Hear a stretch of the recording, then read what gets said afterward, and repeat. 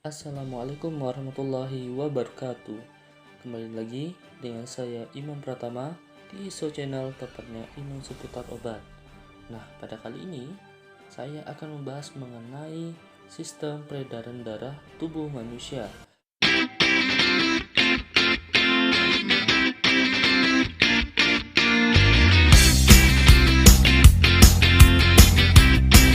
Apa sih berkaitan dengan obat-obatan? Namun alangkah baiknya kita harus mengetahui teorinya terlebih dahulu.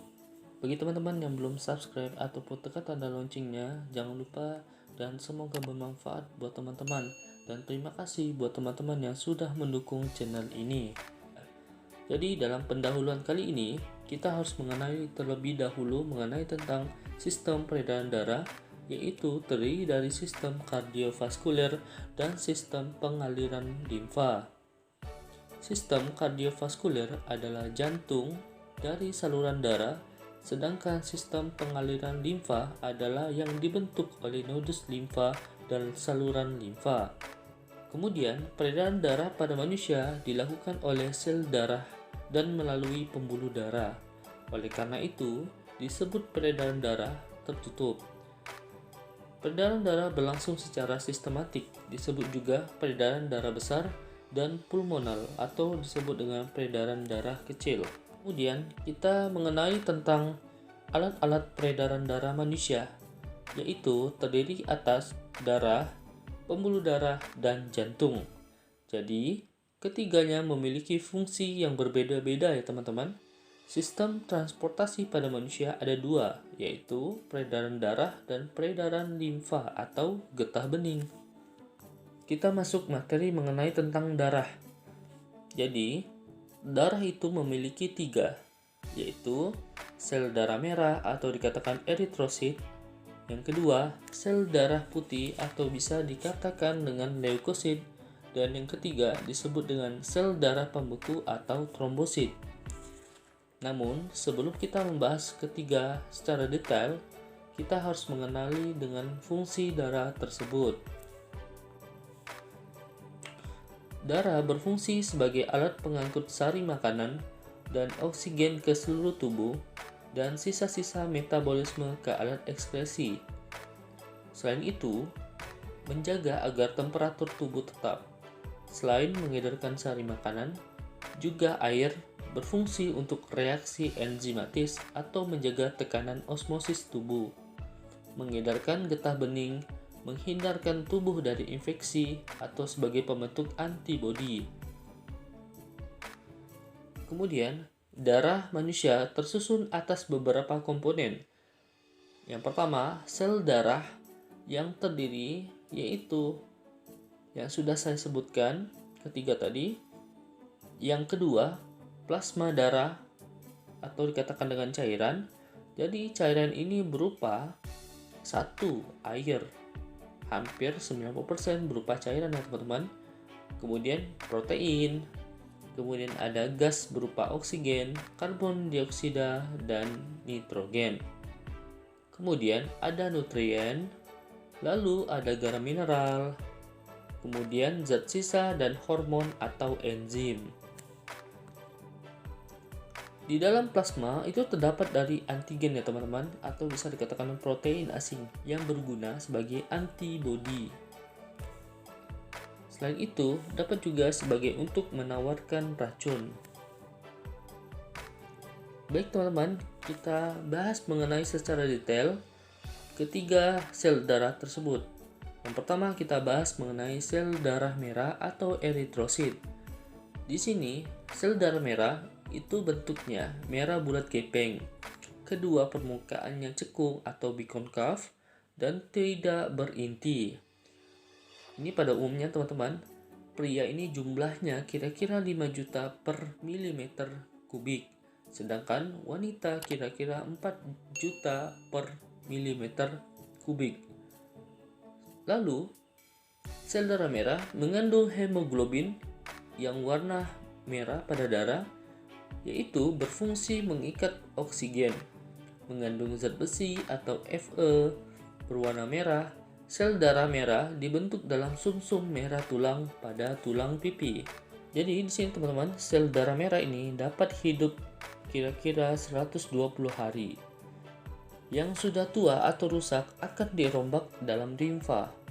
Kemudian, hemoglobin yang terlepas akan dibawa ke hati untuk dirombak menjadi zat warna atau empedu, yang nantinya menjadi bilirubin. Yang kedua, mengenai tentang sel darah putih atau leukosit. Jadi, gini ya teman-teman, macam-macam sel darah putih seperti ini. Pertama, monosit dengan ciri-ciri inti bulat, besar, bersifat fagosit, dan dapat bergerak cepat. Yang kedua, limfosit dengan ciri-ciri berinti satu, tidak dapat bergerak, berfungsi untuk imunitas atau sebagai antibodi. Lalu, bentuknya tidak tetap atau ameboid, tidak berwarna, memiliki inti, bulat atau cekung, jumlahnya pada orang normal kira-kira 6.000 sampai 9.000 per milimeter kubik. Sedangkan umur sel darah putih sekitar 12 sampai 13 hari. Dibuat dalam sumsum tulang merah, limfa, dan jaringan retikuledotelium. Fungsi sel darah putih untuk melindungi tubuh terhadap infeksi. Jika ada kuman, sel darah putih akan memakan kuman tersebut apabila kala akan berubah menjadi nanah. Selain itu teman-teman, leukosit juga sebagai pengangkutan zat lemak, pembuluh, sil, dan limfa serta bersifat fagosit atau bisa dikatakan dapat bergerak cepat. Yang ketiga, kita bahas mengenai sel darah pembeku atau trombosit. Trombosit ini nama lainnya disebut bentuk keping darah pembeku tidak tetap. Fungsinya untuk pembekuan darah. Jumlahnya kira-kira 200.000 sampai 400.000 per milimeter kubik. Dibuat dalam sumsum tulang atau megakariosit. Adapun zat besi yang terlepas akan digunakan untuk membentuk sel darah merah baru. Jika sel-sel darah kekurangan zat besi akan mengalami penyakit yang disebut anemia. Adapun jika kekurangan darah, oksigen dinamakan sianosis. Di dalam sel darah pembeku ini ada namanya trombin yang terbentuk akan mengubah fibrinogen menjadi fibrin atau benang-benang halus yang akan menutup luka sehingga pendarahan berhenti. Jadi inilah alasannya teman-teman, jika teman-teman mengalami luka, jadi fungsi dari sel darah pembeku itu yang nantinya akan membantu berhentikan pendarahan di sekitar luka teman-teman. Baik teman-teman, setelah kita membahas mengenai secara detail ketiga sel darah tadi, kemudian kita akan masuk ke materi mengenai tentang jantung. Jadi, jantung pada manusia letaknya pada rongga dada dan di atas diafragma. Jantung terdiri atas perikardium atau pembungkus jantung, miokardium otot jantung, dan endokardium atau pembatasan ruang jantung. Jadi, di sini terdapat arteri umbilikus yang menghubungkan aliran darah pada fetus yang menyerap oksigen dan sari makanan, sedangkan foramen ovale merupakan lubang jantung pada fetus.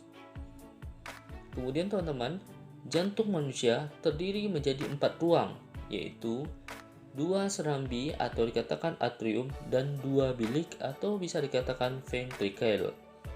Ventrikel atau bilik memiliki dinding yang lebih tebal dibanding atrium atau serambi. Bagian sebelah kiri juga lebih tebal dari yang sebelah kanan. Nah teman-teman, setelah itu di dalam jantung itu terdapat yang namanya pembuluh darah. Pembuluh darah ini ada 3 macam. Yang pertama, pembuluh badi atau arteri. Yang kedua, pembuluh balik atau dikatakan vena, sedangkan yang ketiga, pembuluh kapiler.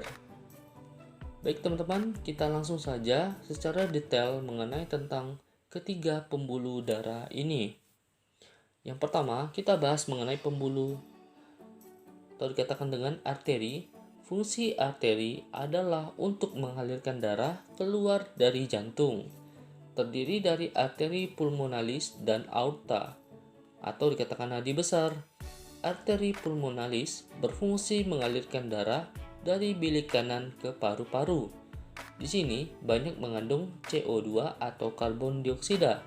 Sedangkan aorta atau nadi besar berfungsi mengalirkan darah dari bilik kiri menuju seluruh tubuh atau dikatakan banyak mengandung oksigen. Yang kedua, mengenai tentang pembuluh balik atau vena. Fungsi vena untuk mengalirkan darah menuju jantung terdiri dari vena pulmonalis, vena cava superior, dan vena cava interior. Vena pulmonalis berfungsi mengalirkan darah dari paru-paru menuju serambi kiri jantung. Vena cava superior berfungsi mengalirkan darah dari tubuh bagian atas. Vena cava inferior berfungsi membawa darah dari tubuh bagian bawah. Yang ketiga, mengenai tentang pembuluh kapiler. Pembuluh kapiler merupakan pembuluh darah yang sangat halus dan langsung berhubungan dengan sel-sel jaringan tubuh. Pembuluh kapiler menghubungkan ujung pembuluh nadi terkecil atau arteriola dan ujung pembuluh vena terkecil atau venula. Berikut perbedaan antara arteri dan vena dapat diamati pada berikut.